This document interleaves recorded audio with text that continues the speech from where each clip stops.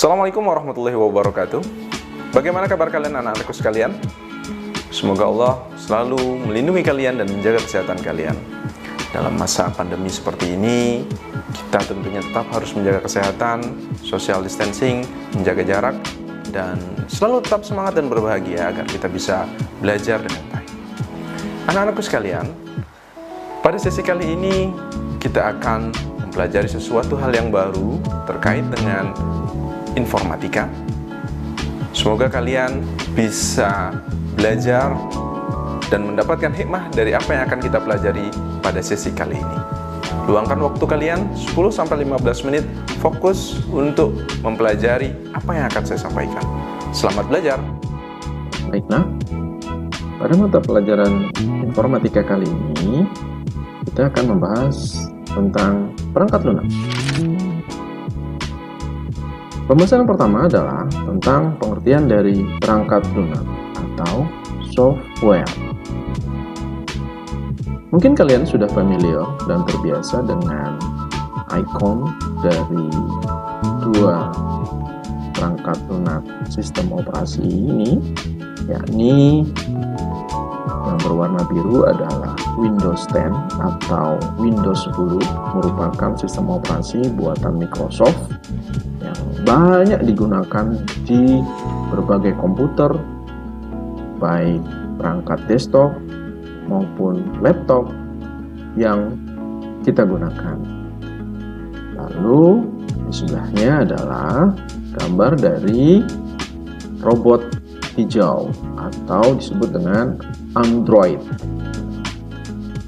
Android adalah sistem operasi yang biasa digunakan pada perangkat handphone atau smartphone kita. Contoh berikutnya adalah aplikasi WhatsApp. Biasa tentunya kalian gunakan untuk berkomunikasi dengan teman-teman kalian, dengan keluarga kalian, dengan para guru secara daring dengan mudah. Lalu yang di sebelahnya adalah Microsoft Word. Itu kalian familiar. Biasa kalau kalian mengetik, membuat makalah, membuat artikel di komputer atau laptop kalian, biasa menggunakan aplikasi Microsoft Word ini. Ini adalah perangkat lunak pengolah kata. Perangkat lunak atau peranti lunak yang bahasa Inggris yang disebut dengan software adalah program komputer yang memungkinkan sebuah komputer dapat melakukan sebuah tugas tertentu. Software merupakan nyawa dari sebuah komputer. Seperti manusia, kalau tidak ada nyawanya, maka tidak bisa beraktivitas, tidak bisa berpikir, tidak bisa melakukan gerakan-gerakan, dan lain sebagainya. Begitu juga dengan komputer. Kalau tidak dilengkapi dengan perangkat lunak atau software yang berisi perintah-perintah yang sudah dibuat oleh programmer berupa program, komputer tidak akan bisa melaksanakan tugas-tugas tertentu. Maka harus ada perangkat lunaknya agar komputer tersebut bisa melakukan fungsi-fungsi khusus. Selanjutnya, kita akan mengenal berbagai jenis, berbagai fungsi, dan macam dari perangkat lunak atau software.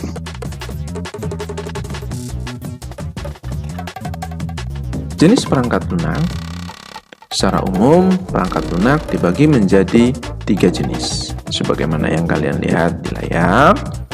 Yang pertama adalah perangkat lunak yang masuk ke dalam jenis sistem operasi.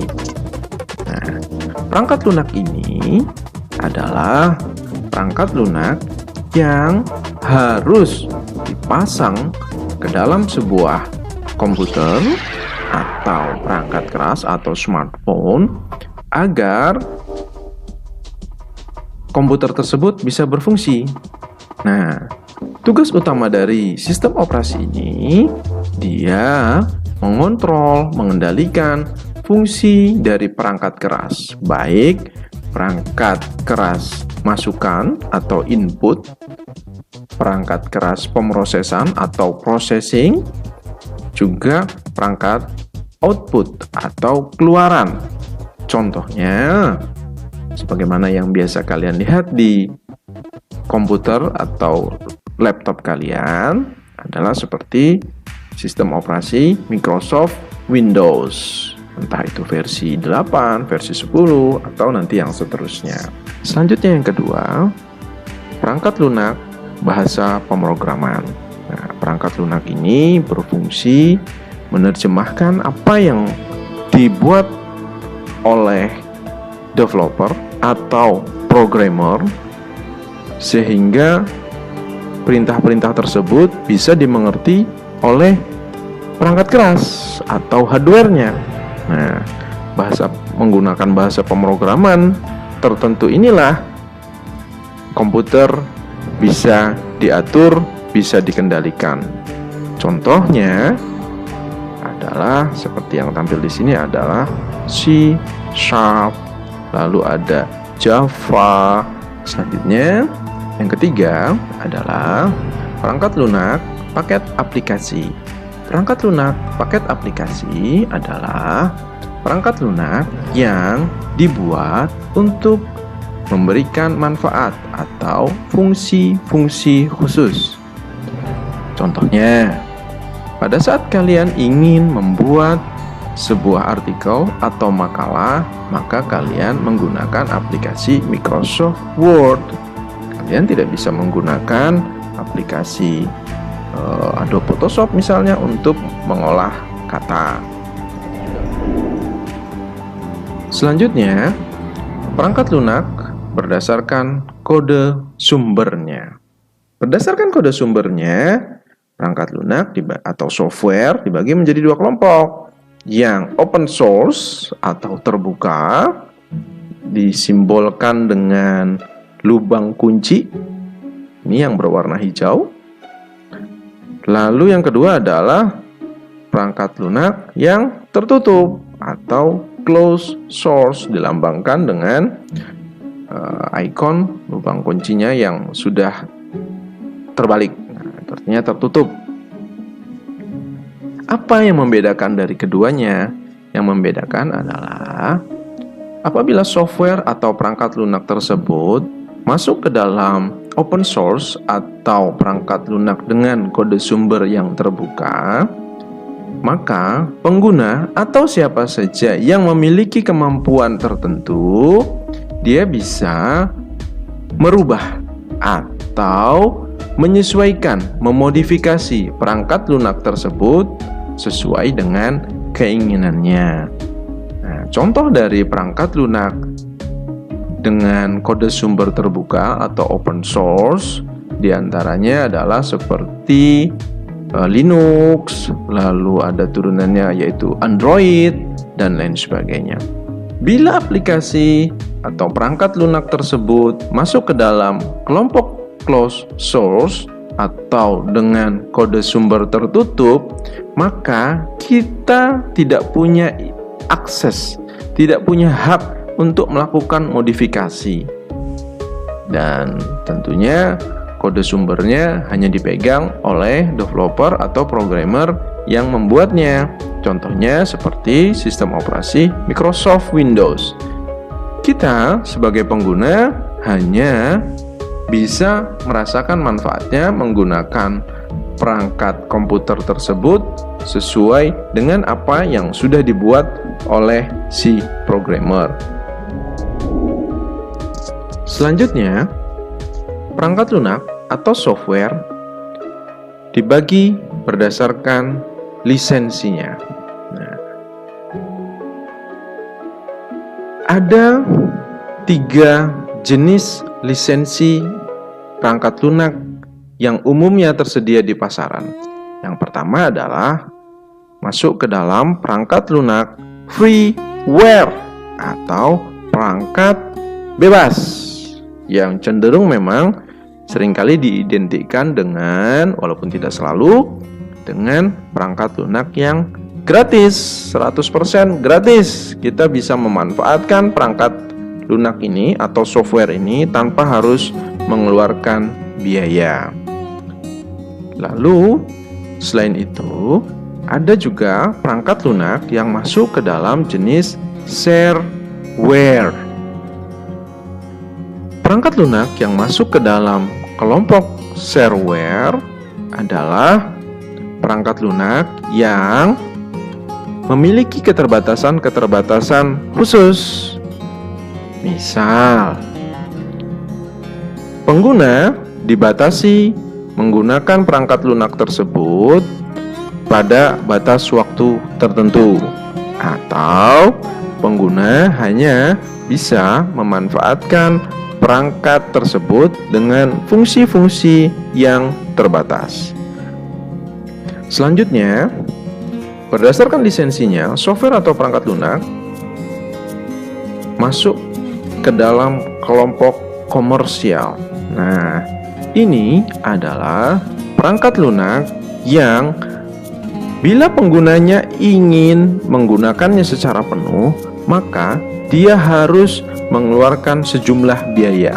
Bisa berupa sekali bayar atau berupa biaya langganan bulanan atau tahunan yang harus dia keluarkan.